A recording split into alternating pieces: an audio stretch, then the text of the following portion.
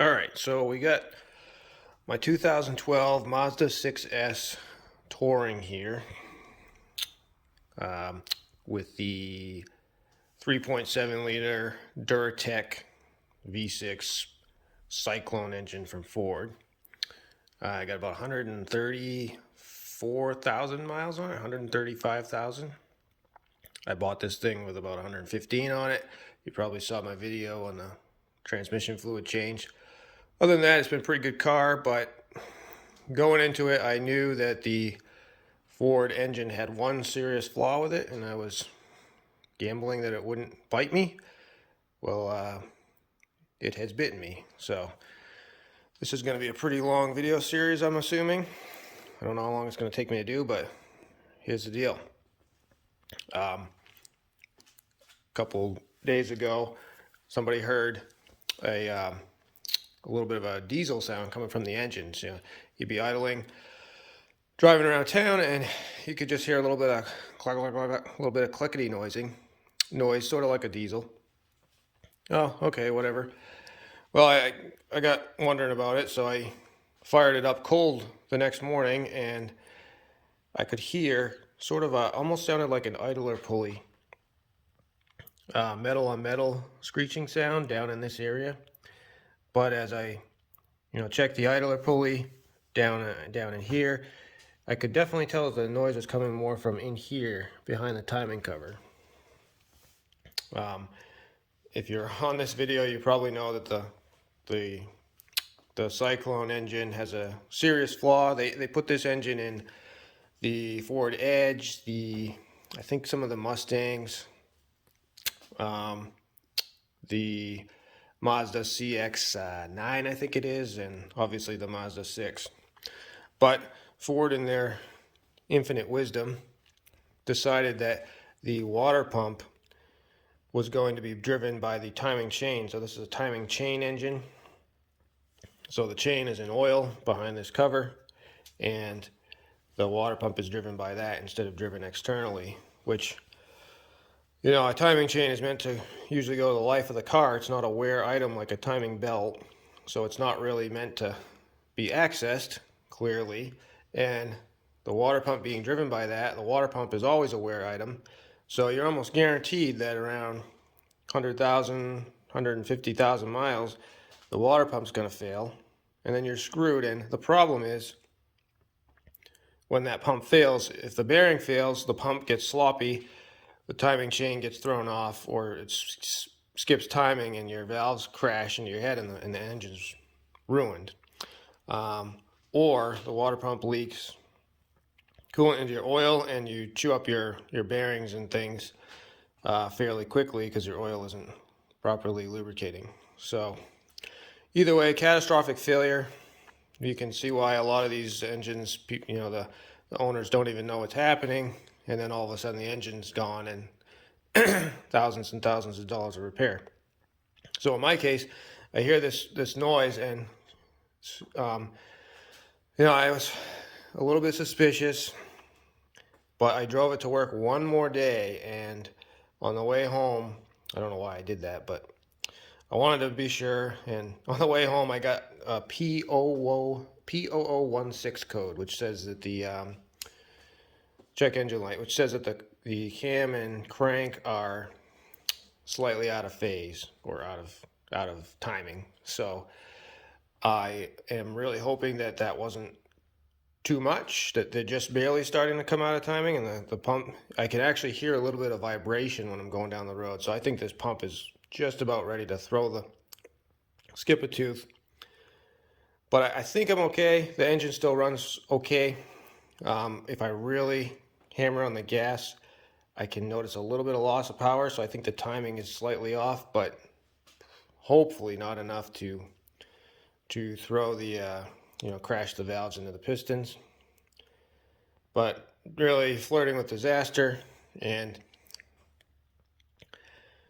that's that. So I did look into having somebody do the job, replace the water pump, and while I'm in there, do the guides and things. And I have quotes ranging from $1,800 to $4,000, which is a lot of money for a car that I paid I paid about that for 4,000. So I'm gonna try it myself. The problem with the Mazda 6, and again, this is why I'm making this video. There's plenty of videos on doing the water pump in this engine. My challenge is the Mazda 6, you cannot get that timing cover off, allegedly, without pulling the engine. And this engine does not come out of the top of the car, it has to come out the bottom of the car. So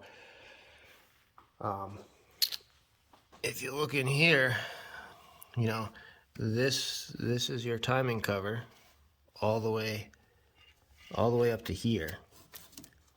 There it is. So once you unbolt that, how will you ever pull it over the cam pulley when the strut tower and unibody frame is right there? You can't do it. So the problem is you need to undo the lower K-frame, the subframe, get that out of the way, and then lower the engine out the bottom of the car.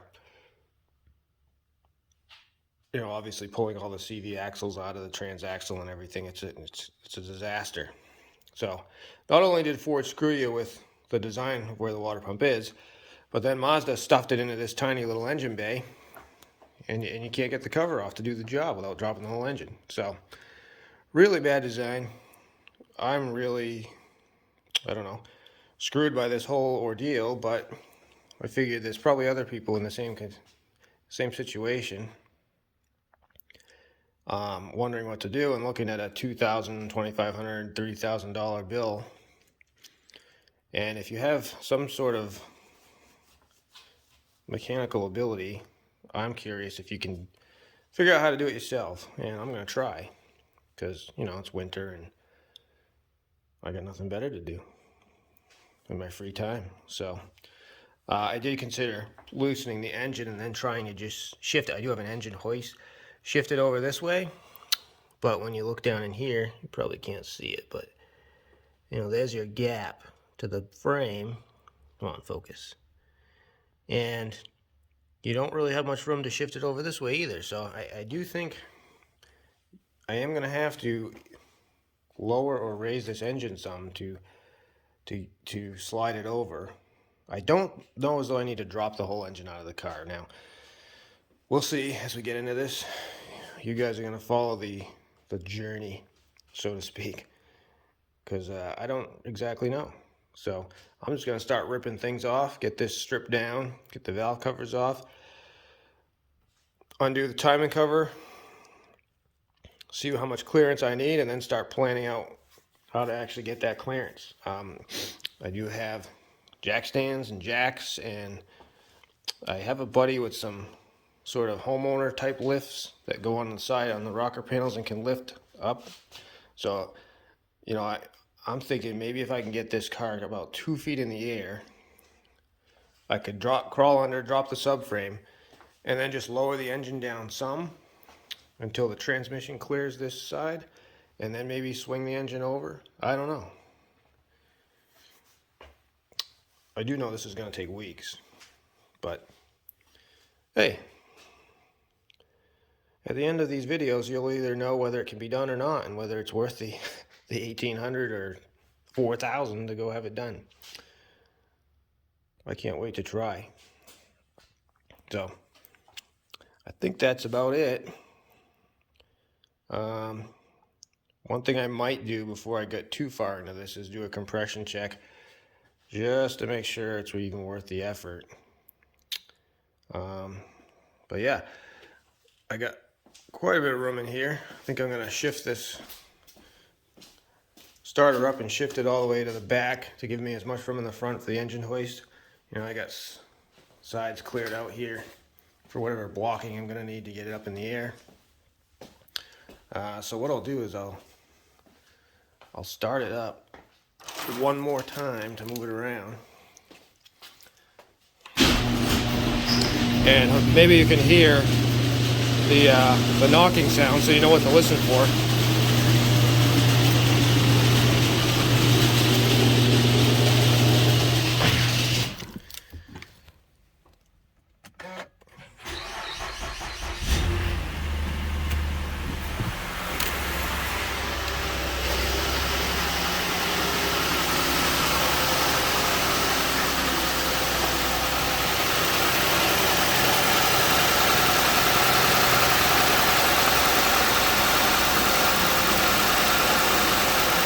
not doing it yet.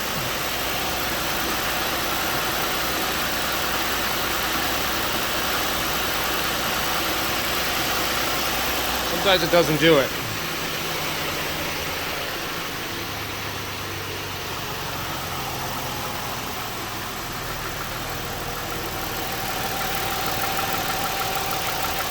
I can hear it now.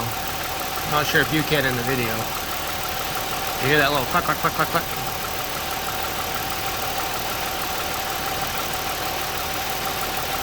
It's pretty subtle.